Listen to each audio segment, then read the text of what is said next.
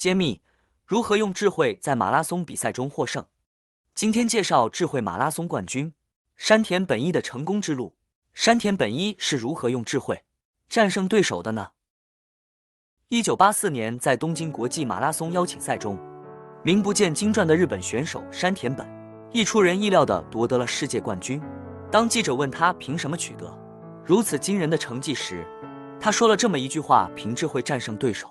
当时许多人都认为，这个偶然跑在前面的矮个子选手是故弄玄虚。马拉松是体力和耐力的运动，只要身体素质好又有耐性，就有望夺冠。爆发力和速度都在其次，说用智慧取胜确实有点勉强。2年后，在意大利国际马拉松邀请赛上，山田本一又获得了冠军。有记者问他，上次在你的国家比赛，你获得了世界冠军，这一次远征米兰，又压倒所有的对手取得第1名，你能谈一谈经验吗？山田本一性情木讷，不善言谈，回答记者的仍是上次那句让人摸不住头脑的话：用智慧战胜对手。这回记者在报纸上没再挖苦他，只是对他所谓的智慧迷惑不解。10年后，这个谜团终于被解开了。山田本一在他的自传中这么说：每次比赛之前，我都要乘车把比赛的线路仔细看一遍，并把沿途比较醒目的标志画下来。比如第1个标志是银行，第2个标志是一棵大树，第3个标志是一座红房子，这样一直画到赛程的终点。比赛开始后，我就以公里冲刺的速度奋力向第1个目标冲去，等到达第1个目标，我又以同样的速度向第2个目标冲去。40几公里的赛程就被我分解成这么几个小目标，轻松地跑完了。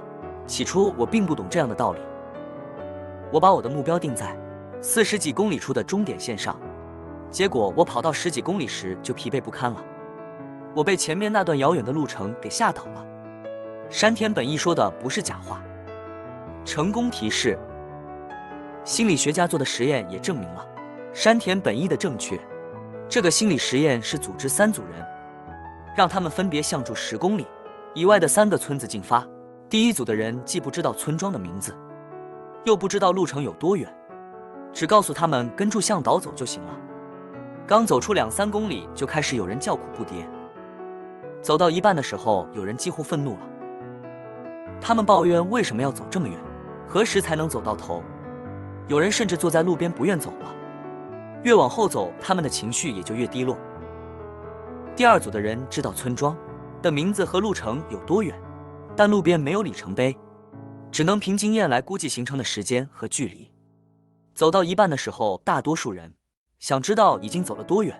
比较有经验的人说，大概走了一半的路程。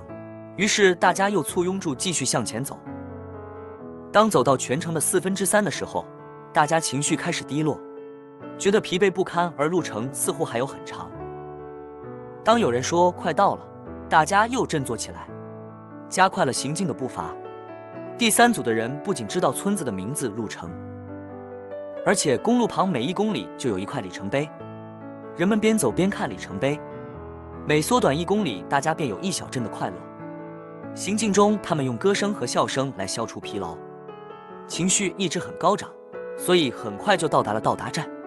心理学家得出了这样的结论：当人们的行动有了明确目标，并能把自己的行动与目标不断地加以对照，进而清楚地知道自己的行进速度和与目标之间的距离，人们行动的动机就会得到维持和加强，就会自觉地克服一切困难，努力达到目标。确实，要达到目标，就要像上楼梯一样，一步一个台阶，把大目标分解为多个易于达到的小目标，脚踏实地向前迈进，每前进一步达到一个小目标，就会体验到成功的喜悦。这种感觉将推展他充分调动自己的潜能去达到下一个目标。